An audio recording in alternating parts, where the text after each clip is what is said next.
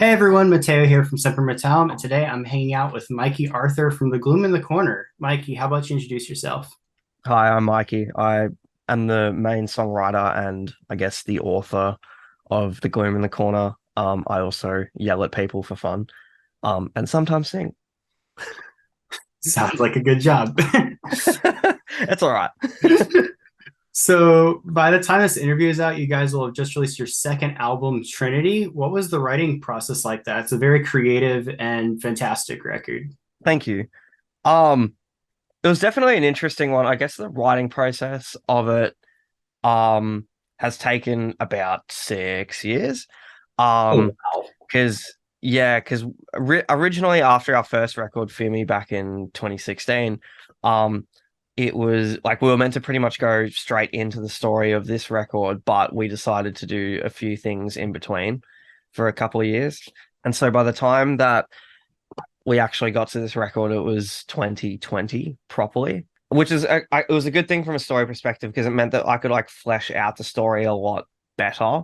I can introduce characters which make up the Trinity as well. Originally, it was only going to be focused on one character, um, and it meant that I had more time with how I wanted to properly execute the story as well. So yeah, but I think most of the songwriting kind of got finalized at the end of 2020. Yeah, because I think that was after Ultima, wasn't it? Yeah. So it was finalized around the end of 2020, and we got into the studio at the beginning of February, and I recorded everything in this exact room that we're in right now. And it was a very, very, very long process because A, we wanted to take our time with it. B, we had COVID lockdown restrictions still in place here in Melbourne. For anybody outside of Australia or Melbourne for that matter, we had over 275 days in lockdown, I think, over the course of that entire year. So we were locked down for quite a while. I remember hearing And about yeah, that, like on the news, like yeah. you see, like Australia's in lockdown. Like I'm in Florida, so like it was Anything a goes. lot briefer. It was like maybe 2 months. Yeah, and I have friends in Florida who were telling me the same Yeah. thing. I was like, fuck you.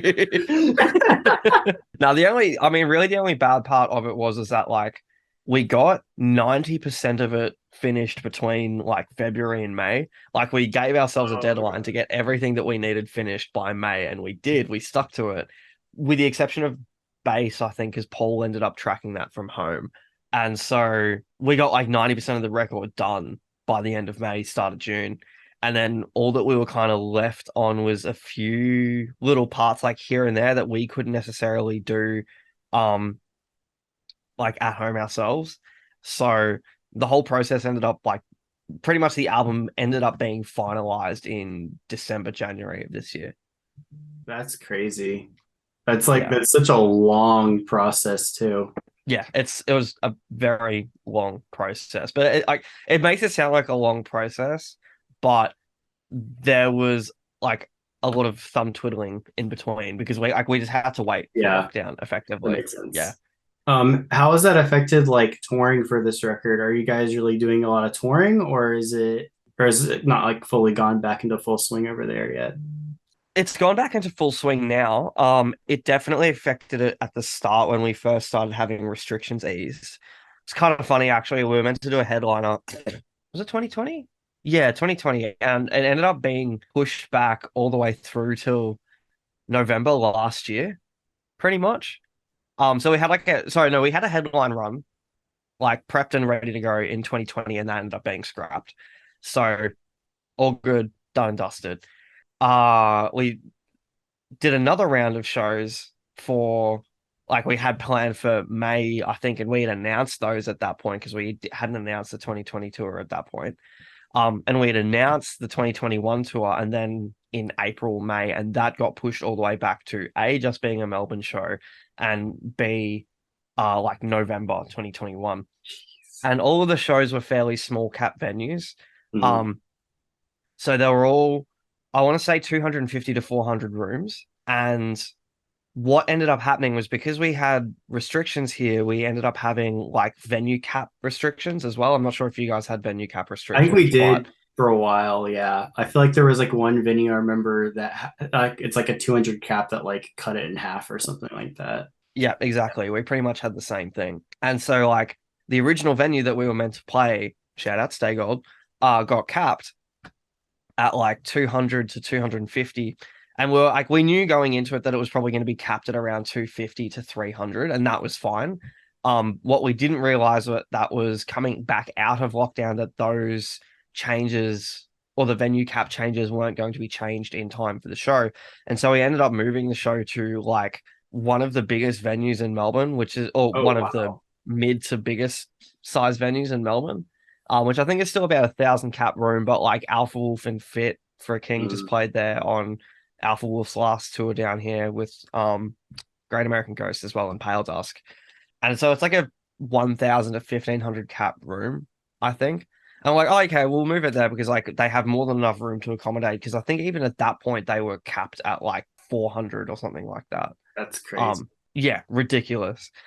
And so 2 days before the show, the Victorian government decides, oh, actually, we're going to scrap our venue capacities. You can have as many people as you want in the venue now. Wow. So yeah, that was cool. But yeah, to answer the touring question, it definitely has affected touring at the start. I want to say like quarter 1 and quarter 2 were pretty much thrown out the window. Like we were on tour, we're meant to do a whole 5 or 6 date tour with Void Division, and that got scrapped back down to 2 dates, which are Melbourne and Brisbane. We had a run with Wind Waker as well, and that was scrapped from 5 dates, I think, back down to two. And that second, so no, it got scrapped down to three, which so it was Brisbane, Melbourne, Adelaide, and pretty much 2 days before the Adelaide show, all the Wind Waker dudes got COVID. So we ended up Oh taking over man. that Adelaide show and making it a headline show ourselves because we were like, because the venue was like, oh, we still want to run a show there. Is there any chance that you guys can just like bring over the bands that you have? Because like Adelaide was in dire straits when it came to live music and venues. Like they Mm. were getting fucked. And so yeah, we winged it. We went over with the Banks Arcade boys and did the Adelaide show. But since around like May or June, it's been pretty consistent. Like all of our COVID rules and everything have pretty much been scrapped now. Like it's to the point where if you get it, they're like, you can isolate if you want to, which Yeah, I think it's is been like pretty that here for a irresponsible long still. time, but yeah. Yeah. I think it's because like I know like I have a heap of immunocompromised friends as well, and so when I heard that, I was like, "That's a bit shitty." But yeah, aside from that, it's great now. Yeah. Has that affected like touring in like for this record specifically? Like, or are you able to just plan out tours or Yeah, we're pretty much set to go right now. We can do we pretty much have free reign. Like it's back to cool. normal. I'd say it hasn't Okay, really that's affected cool. it all too much. In fact, it's actually probably been a good thing because it's like a lot of shows are actually like popping now. Like Mhm. there was kind of like towards the end of 2019, I guess you could kind of say there's kind of like there was so many shows all at one time, um, that most people just kind of went, oh, there's too many shows on, I can't be fucked going out at all now. Whereas like there are groups of people who will try and make it to each individual show and everything That's like how that, it which is I here think is too. really good. Yeah. Yeah. Yeah. Like there's been so many shows now where you're just like it's packed out that normally probably wouldn't have been just because of that. Yeah. So you mentioned earlier, like you had like the 200 something day lockdown. How did that affect the writing process? Like, did you find that you wrote things a bit faster, or did you write things a bit slower, or like how did that really affect the writing process?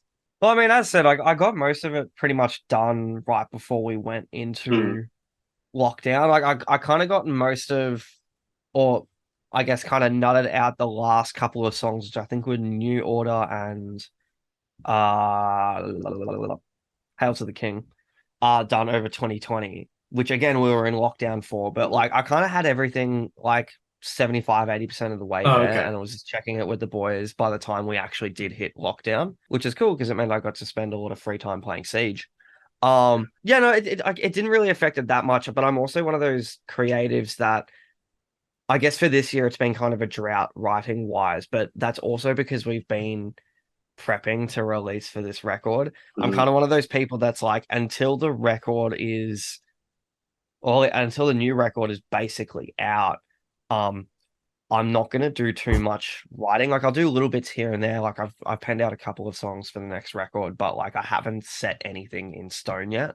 Just because I'd rather put my time and focus into this record and the release plan and everything like that moving forward. Mm. Um, After it's out, I'll probably go back to normal, fingers crossed. But that's generally like what happens. The same thing happened with Ultima. The same thing happened with Homecoming and Fear Me. Not Fear Me. What's the other one? Flesh and Bones.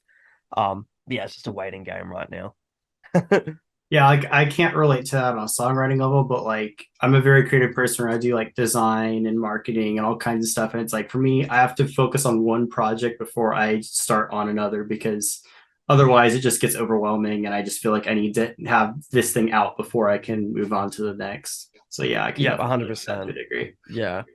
Yeah, because I do most of the asset creation and everything as well. Like Mm, Sharptone do like quite a bit as well, but I do like all the other individual like social media posts when it comes to like organizing all the posting and scheduling and stuff like that. that's cool. Um, so for me, it's like I'd rather put my time and focus into getting this album out and getting it done in a way that I want to. And if I get any songwriting ideas or anything come up, then I'll for sure pen them down Yeah. and everything. But for the most part, like I don't really sit down and go, okay, I need to write the next record until the next record is out. Mm. So you kind of talked about it briefly before, but one of the most unique aspects of your band is you the focus on the narrative storytelling aspects. At what point did you decide when you were like creating the band that you wanted to kind of have everything focused around this story? Like, how did the idea for like the Gloom cinematic universe, if you will, come about? Pretty much from the get-go, it was always meant to be a concept-based project because it originally started out as an EDM based project um with songs like The Funeral. And so those first few months of me kind of like writing the EDM stuff, I was kind of like, oh no, actually I do want to focus on it being like a heavy band now. Mm. And so we brought in Matt, our guitarist at the time, he just left recently, um, to focus on his big job. Bless him. Um, um, and single tear rolls down cheek. But no, me and him start. um, no, me and him pretty much like kickstarted like the heavy side of things. Um, and yeah, pretty like it moved forward from there. But the concept based side of things has always been a thing. Mm. I used to write stories when I was in high school, and effectively I took like some of the characters and some of the world setting from that and Mm. readapted it to be the GCU. Yeah, it's always been the concept or the aim to be a concept band, but um, it's just gotten more and more deranged over time. Yeah, I was listening to the record for the first time earlier, like the new one, and I was just like, I'm not really like totally caught up on the lore, so I was like so confused. It's just like you have like all these like dramatic voices and the characters and all that stuff. Are just like, this is a lot. It's a lot. It's a lot. Yeah, It's a I think it's cool though, as like how focused in it is. Like you can tell there was definitely a vision and a plan for everything, and it's very creative how it was laid out, which I think is cool. yeah, I had like full flow charts and everything as to like how I wanted the characters, like fully in depth though, to the point of like how I wanted the characters to sound, what their mannerisms were, and everything like that. So That's for sick. example, like who has like the Rachel, who's the character who has like the bulk of the track. So she's like at the end of From Heaven to Hell, Obliteration Imminent, uh, Pandora's Gravity, nor Hella. So she has like the bulk writing. I specifically wrote those songs in a way that was tailored to her character lyrically. So stuff like I don't want any swearing in the songs. I want all of the verbiage to be articulate, for lack of a better term, like thought out, I guess you could say. And like very mellow. And then you get like Behemoth and Ronan, which are the Ronan's character, who's just like a self-righteous, arrogant version of the Doomslayer. Um, and I wanted him to be like, as I said, like obnoxious, self-righteous, like forward and blunt and to the point. Mm. Um, and then like we have Clara's character as well, who's Clutch and Blackrot, and it's chaotic, crazy, just like over the top, like theatrical and Mhm. everything like that. So everything's written and tailored in a specific way. Same thing with Hail to the King, actually. But yeah, Yeah. I'd also noticed that you guys have 9 of the 13 tracks with guest features, and I was curious if like the guest vocalists are actually playing characters, if it was just like Yep. they are. Yeah, and I think some of those guest vocal spots also do voice acting throughout the record as well. So we have Monique from Oh, Relica. She does all of Rachel's voice acting spots. So you can hear her in Pandora's and Gravity and Red that's Cloud. I really think she's in cool. Red Clouds. No, no, not Hella Fury as well. Same thing with Monica, who's on Blackrot. She does all the voice acting for Clara. You can hear her on Hail to the King and Clutch and stuff like that too. So yeah, we made sure to go full in depth with it and make it kind of consistent. Yeah, that's really cool. I noticed that before, and I was wondering like if it was actually someone who did guest vocals on one of the tracks, or if it was just a voiceover. How did you get the voice? I'm assuming it was for Ronan. How did you come up with that like voice for that character? As in like the big deep voice that's at the end of like From Yeah, Heaven to Hell and stuff like oh yeah. yeah. So that's the character of the narrator. So his job is to kind of in the story, he's a double-edged sword. He's both we call him the narrator because he's the narrator for the story, but in the story as well, he's also called the narrator. And he's pretty much like this big, ominous, dark figure that pretty much guides our three characters on their journey through hell. And he's just one of our mates. Shout out Nathan Duke. um, but no, like Dukey's actually in the video as well of From Heaven to Hell. He's like the one in the big black cloak with the mask. That's the Okay, narrator. cool. But he's actually like 6'4" and built like a brick shit house. So when we put him in that costume, he was fucking terrifying. Um, it's so funny because he's actually like a big, lovely, nice guy. But yeah, like he'd be walking around the set, and quite commonly he'd be walking behind either of our BTS photographers, and we'd just walk up behind them and stand like this, like not trying to be intimidating, and he'd scare the shit out of everybody. He'd just be walking around in the background in the dark as well, just because he was bored and shit like that. It was awesome. Anyway, you're But yeah, dressed up so like that. Why not? but I think like for the most part, I do that when it comes to like the demonic voices and stuff like that. For his character, I really didn't want to put too much processing on it unless it was to emphasize certain words or parts. Mhm. Um, but I think there's like one layer where it's like pitched down like a semitone. That's what I do with like all the characters that I voice as well with Jay and Sherlock. Like I'll pitch Jay's voice down a semitone and Sherlock's voice 3 and 4. So it has kind of like this inharmonic Mhm. demonic like sound to it. But with his voice, because his voice is already kind of so deep and full, I didn't really need to do all that much processing on it. So a lot of it is just his natural voice, That's which I crazy. think is pretty sick. Yeah. Because I was thinking like there had to have been like a bunch of effects on it or whatever, but it's just that's how deep his voice naturally is. It's crazy. Yeah. Yeah, that's also like really meticulous and very creative with like how you like pitch certain characters like vocal parts and stuff. Like I've never actually seen a band do that, so that's actually really cool. I think it just gives like a whole extra layer to like the concept itself. Like if we're Yeah. a concept based band that has characters that speak in it and everything as well, then I'd rather get a voice actors to do the job properly, which is what we've done this time around. Um, or be like change things up. So like because Jay and Sherlock as characters have always been kind of like very close to home for me, I just did both of them and have always done both of them and probably will continue to do both of them. Just because I've gotten their mannerisms down to a Mhm. point. And it's like, it's gone to that point where it's like, if we did get a voice actor in for somebody like Sherlock, then it feels weird doing it because I've already ingrained that Mhm. into like the story. But yeah, no, it's to build up like differentiation and stuff like that too. And it works if there's only like one or two characters that need to speak. But as soon as you get any more than that, it's like, it's too much. I can only do so many different accents. Yeah.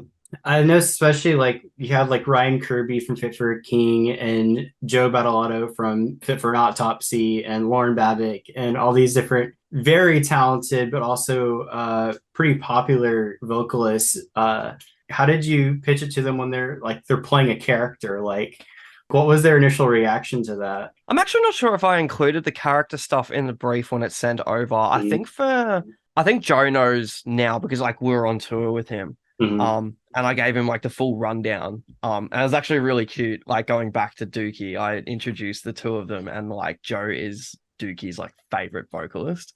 And he's a despite how big he is, he's a very, very nervous boy. He's kind of like the elephant that gets scared of mice. And so when I introduced him, he kind of went into shell shock. But I was like, hey Joe, like I you would know, have like how never there's like guessed that that. big, you know how there's like that big, like ominous dude that does like the voice and everything before your part. Like this is that dude, and he's like, oh, you have a really nice voice, my guy. And he's just like, oh, thanks, man. Yeah, no, I think like I didn't really include the character stuff, I guess, when it came to those guest vocalists. I Mm. kind of wanted to just give them free reign when it came to the song more Yeah. than anything else. Like the lyrics had to pretty much stay the same. Um, but when it came to their performance and everything and how they wanted to deliver it, um, I pretty much just gave them free reign. And it was kind of like with Kirby's part and for Joe's part, it was easy because it's like Kirby was just like, just go full fledged, go angry. Like I know you have a Mm. range, use it kind of thing.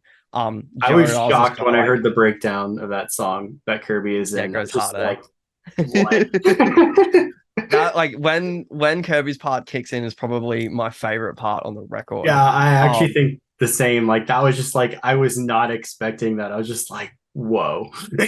yeah, he's a big voice. But yeah, same thing with Joe. I was just kind of like, sound like you're bringing along the end of the world kind of thing. Um, I can because definitely it's what hear happens that. in the story. Like for everybody else, it was pretty much just like, hey, like you're playing a character, but like these are the lyrics and everything. Do what you want with them. Yeah, the only person, like, I think the only people that we kind of had direction, I guess you could kind of say, with when it came to the guest vocal spots or voice acting stuff was with Monique, who did like all of Rachel's stuff. And I kind of like, we had a meeting about it, and she was like, oh, what do you want me to sound like in this part, or this, or this, or this? And I was like, I'll give you like a whole list of notes, don't worry. But she pretty much nailed it like first go, um, which is pretty sick. But yeah, that was really the only kind of like direction. As for all the other guest vocalists, as I said, I kind of just gave them free reign to do whatever they want to do.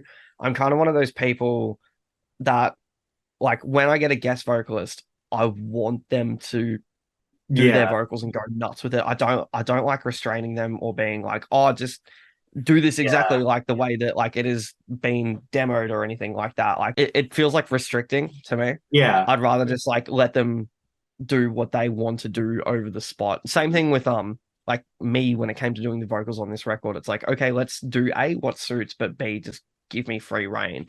Because otherwise it's just gonna come across as, yeah. yeah. Yeah, during the last song that Joe is on, like it has like that kind of almost like Broadway-esque like theatrical intro, and then just out of nowhere, it's like just a train. Just Yep. Joe comes in. Yeah. That was a false It's sense just of like, security. what? Yep. It was funny how that came about because, as I said, that was one of the last songs finalized for the record, and I Mhm. had the train part. I had the train part ready to go, but I was kind of like, I don't want to just drop straight into this. Like, it feels weird. Mhm. Um, Especially off the back of like Gatekeeper, which is very, very theatrical and like Mhm. all over the top. Like realistically, like we could have ended the album on Gatekeeper in my eyes if we wanted to. I didn't want to. But I was like, okay, so how do we bridge the gap here? Because we've just gone from like super, super heavy high octane, and I don't want to go straight into that freight train because Mhm. otherwise this is kind of like Doesn't have as much it feels impact. like there's no stopping. There's no dynamic to it. And I was struggling with this song for ages and ages and ages. I'm like, I don't know what the fuck to do with the start of this song. Like, I know that I want to start it off like soft-ish before getting into the heavy part, but I don't actually know what to do. Like, I think like some of the original versions were, I guess, not too dissimilar to like Red Clouds theatrically. And I went and saw like the 2019 Joker with Joaquin Phoenix. How that, have you seen the film? Yeah. So you know how they end the film on "That's Life" by Frank Sinatra? That's essentially what happened. It was like a light bulb moment. Like that song just started playing, and it was that scene where he's like dancing down the corridor and stuff like that. I'm like, oh, I know what to do with "Hail to the King" now. And so, and so I was like, okay, I pretty much immediately went home, and I was just like, cool. What are the chords to Frank's? Like, what are the chords to "That's Life"? And how can I like just so I know kind of like what the feel Mhm. is and everything like that. Yeah. Um, and I like re-listened to the song and like the vocal deliveries and stuff like that, which were on that song. And I was like, okay, well, how can I adapt this so it's not a complete rip? Um, but also like, how can I adapt it so that it works within the story and everything like that? And so that's pretty much what happened. So thanks, Frank. But yeah, so that's yeah, that's why, because I was kind of like, I need something different to kind of like ease everybody back Mhm. into it. It's like, okay, you can have a breather for like a minute or two, um, before being hit with the fucking freight train that is Hail to the King. Um, this I was like, literally okay, like, I we're was gonna ease cleaning you my back room into when it I now. heard it. I was just like, what? Like, I was just like casually just cleaning my room. I was like, okay. A big Got me marching so snare far drum off. going. Yeah. Yeah. Yeah, it was sick. The track is like 8 minutes long too. So like it has a lot of dynamics. And for a song of that length, you really need a lot of dynamics for it too. So that was really cool. Yeah. That was our aim too. I think it's my favorite song on the record as well. For so many different reasons, like lore reasons as well, like Sherlock comes back and everything like that. And Mhm. that's also kind of what played into, I guess, the jazz lounge-ish kind of swing intro as well. Was that like everybody else has like Red Cloud's is super solemn, Gravity has like that solemn moment as well. Like Mhm. everything has been really like dark, I guess you could kind of say. And Mhm. with Sherlock as a character, he's even though he is a terrible, terrible, terrible demonic figure, he has kind of like that jester kind of side to him. So him coming back with something that's just completely left of center and kind of like happy is just kind of funny to me. Mhm. Um, but I think like that was probably the only song where we didn't real like, because as I said, it's an 8 minute song. All the boys were like, this doesn't feel like an 8 minute song to Yeah, us. it It feels doesn't like at it all. feels like a journey. Like a good like in a good way. Like it's over before you know it kind of thing because there's so many different moving parts, which is what I was aiming to do. And yeah, I think that was the only song that I think they didn't really have notes for when it came to like song restructuring or anything like that, which I think is really cool as well. It means I hit the nail on the head pretty much directly. Um, Mhm. and so yeah, it's definitely my favorite on the record. Just because of how batshit it is. Yeah, like I like was listening to it and then I was like, wait, it's almost over. And I look at how much time has elapsed. So I was like, that did not feel like an 8 minute song whatsoever. And I Yeah. discovered I listen to a lot of progressive metal and things of that nature. Like I used to listen to Periphery's Reptile like every day, like a 17-minute track or whatever. So like I'm used Yep. to like long songs. And that did not feel like an 8 minute track whatsoever to me. I felt like it might as well have been like 3 minutes, like some of the other songs on the record. So I thought that Well, was that's good because yeah, as I said, that was the aim. Like if it's an 8 minute song that doesn't feel like an 8 minute song, then mission accomplished. Because yeah, I know that 8 minute songs can go on forever and ever and ever and ever, yes. which is sometimes a good thing. But like, for example, like A Little Piece of Heaven by Avenged Sevenfold, like that song feels like 8 minutes, Mhm. but it's a good 8 minutes. But if we can get a song that sounds like 4 minutes and an 8 minute song, then fuck yeah. So you guys have dubbed cinemacore as your genre of sorts, and with the Joker influencing that last track on the record, that's kind of fitting, I think. What would you say like the biggest influences film wise, even or like musically, like that caused you to kind of Oh. create that sort of sound? Because it's very different from like the rest of kind of the metalcore world of sorts. There's a lot of different influences when it comes to Trinity. Like a lot of video game soundtracks, definitely. And a lot of movie soundtracks. What they are, I couldn't name off the top of my head, but like a lot of artists like Tyler Bates and I can't pronounce his name, but it's the dude that did Westworld and Game of Thrones. Mhm. Um, also Ennio Morricone. Um, and I guess to a certain extent Hans Zimmer. When it comes to differentiation, I guess you could say a lot of a lot of bands have started including orchestration and everything in their Mhm. music, which is awesome. Um, because I think back in 2019 to 2020, like there wasn't really that too much, I guess you could say. It's just And architecture, then basically. It's just Um, architects. And then now it's they've just abandoned the architects. orchestra. Now everyone's doing the orchestra. Well, yeah, no, it was so funny when like I saw that they released that out, like the version of For Those Who Wish to Exist Yeah. with the whole orchestra behind it. I'm like, motherfucker. Um, they stole my idea. God damn it. But same thing with like Ice Nine Kills with the Silver Scream. I like listened to that record and I was Yeah. like, motherfucker. But um but no. I'd say like I guess a lot of bands who have started using orchestration and everything in their music, like they're still using, I guess, the orchestra not as a part of the band, but as like a sample, I guess you could Mhm. kind of say. Where Yeah, it's I like, can oh, see we'll that. put like, yeah, like we'll put like big chordal strings in this part to help emphasize like the backing melody and everything in this. Or we'll still use it like this as like a sample pad or like Mhm. filler. And a lot of it relates very heavily to Hans Zimmer, for example. Like a lot of his work, especially on Dunkirk and like The Dark Knight, like even though there are like full orchestral sections and everything, the parts which are the full orchestral parts with the melody and everything still kind of go to the band. And then Mhm. everything that's kind of the filler gets put into the orchestra for those kind of background orchestration stuff. Um, for me, it's all very much based around like Ennio Morricone, who did like a lot of spaghetti westerns, like The Good, the Bad, and the Ugly, A Fistful of Dollars, Once Upon a Time in the West, who uses different things to a certain degree to put different things across. And I guess like when it came to writing the orchestration and everything for this record, I wanted to make sure that the orchestra itself was not just like backing up the guitars, for example, to a certain degree, like where it's necessary. Like I want like flutes doing like little extra fills and shit like that in Mhm. between, or I want um, like war drums doing like big impactful stuff that like fill out stuff that Nick isn't necessarily playing on drums. Um, and a lot of different kind of aspects like that. And Ice Nine Kills do it really well as well. I think they have a kind of similar philosophy when it comes to their orchestration, where it's like I want the orchestra to actually be an orchestra and not just like a backing track to Mhm. fill out space. Which Um, kind of makes sense too, considering like they take from all these different horror movies and things like that, and so yeah, they try to kind of incorporate elements of that, especially with the soundtracks.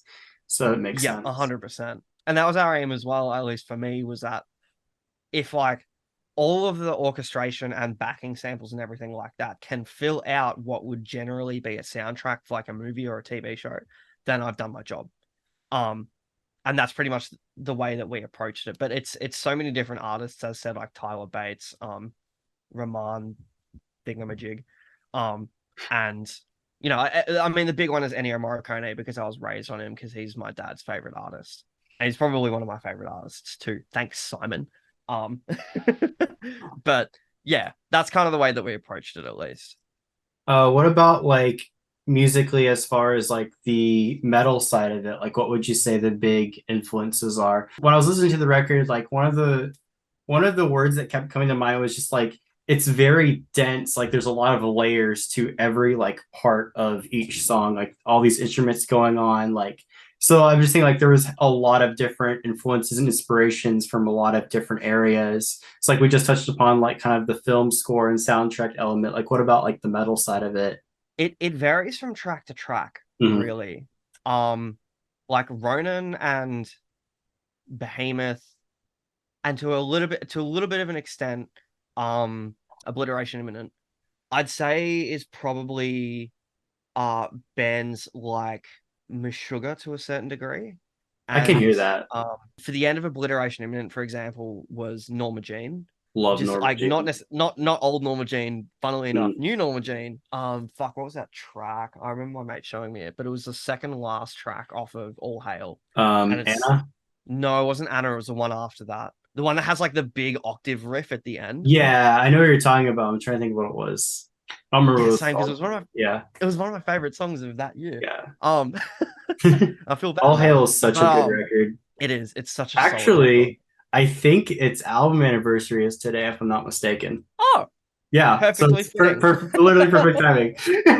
It's. I'm gonna bring it up because it's gonna piss me off if I don't get it right. Because people are gonna be like, "What octave track? Norma Jean use octaves in all of the." I I could Um, definitely tell in some of the breakdowns, like they're just that style of metalcore. You can tell there was kind of like an influence in some of the breakdowns or whatever. And I was like, yes. oh no, it was Kareen. That's it. Green. I Okay, thought yeah. Kareen. I thought Kareen was after Anna. Oh, that's funny. No, that one's kind Um, of towards the middle of the record, but yeah, I love that track. It's probably one of my yeah, favorites on the but like record. that big octave track that comes in at the end, like that was influenced by Mhm. the end. Sorry, Obliteration Imminent was like influenced by that. But then, as I said, for like Ronin Behemoth and Nor Hella Fury, it's like Amur and kind of darker, and then like a lot of those kind of like like Yeah, heavy like the really kind of chuggy, bands. heavy. Yeah, Yeah. Behemoth especially, and then like Ronin as well. Like it was very much influenced by Mick Gordon and his work on the Yeah, Doom that's what I soundtracks as thought well. initially when I heard it was like it's reminding me a lot of the Doom soundtrack. Yep. Like I'm a huge, you can't see it right now, but there's a Doom helmet above my desk. I'm a huge Doom fan. But I think I even do a little call out to Doom as well in Ronin, like right before that first verse kicks in, um, where the Ronin has like his one line. There's like the E1M1 riff that plays underneath on guitar, and I Mhm. specifically did it on Paul's Floyd Rose. So it was like it wasn't exactly dan dan dan dan dan dan dan. It was like a whammy bar in between each Mhm.